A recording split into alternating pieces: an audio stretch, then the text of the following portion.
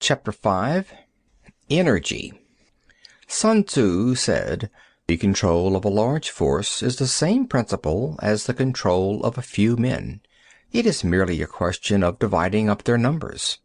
Fighting with a large army under your command is nowise different from fighting with a small one. It is merely a question of instituting signs and signals. To ensure that your whole host may withstand the brunt of the enemy's attack and remain unshaken, this is effected by maneuvers direct and indirect. That the impact of your army may be like a grindstone dashed against an egg, this is effected by the science of weak points and strong. In all fighting, the direct method may be used for joining battle, but indirect methods will be needed in order to secure victory. Indirect tactics, efficiently applied, are inexhaustible as heaven and earth, unending as the flow of rivers and streams. Like the sun and moon, they end but to begin anew. Like the four seasons, they pass away to return once more. There are not more than 5 musical notes, yet the combination of these 5 give rise to more melodies than can ever be heard. There are not more than 5 primary colors, blue, yellow, red, white, and black, yet in combination they produce more hues than can ever be seen. There are not more than 5 cardinal tastes, sour, acrid, salt, sweet, bitter, yet combinations of them yield more flavors than can ever be tasted. In battle, there are not more than 2 methods of attack, the direct and the indirect.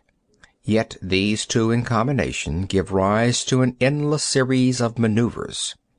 The direct and the indirect lead on to each other in turn. It is like moving in a circle.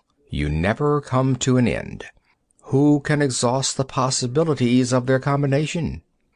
The onset of troops is like the rush of a torrent, which will even roll stones along in its course.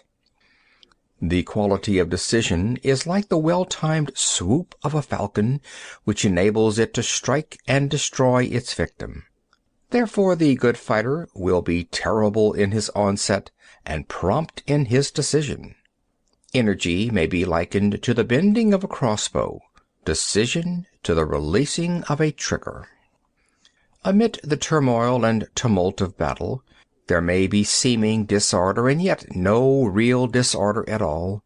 Amid confusion and chaos, your array may be without head or tail, yet it will be proof against defeat.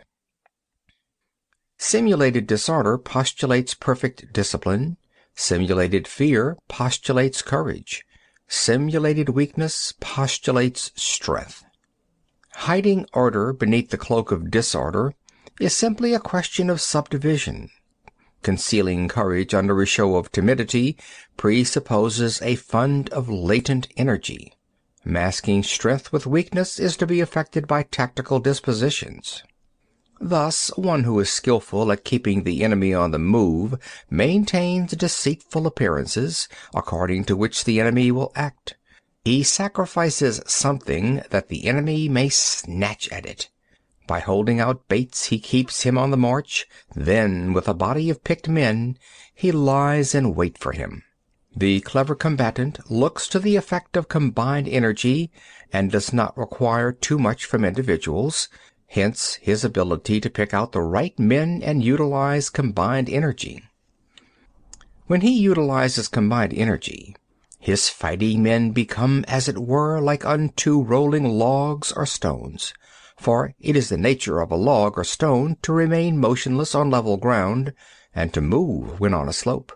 If four-cornered, to come to a standstill, but if round-shaped, to go rolling down.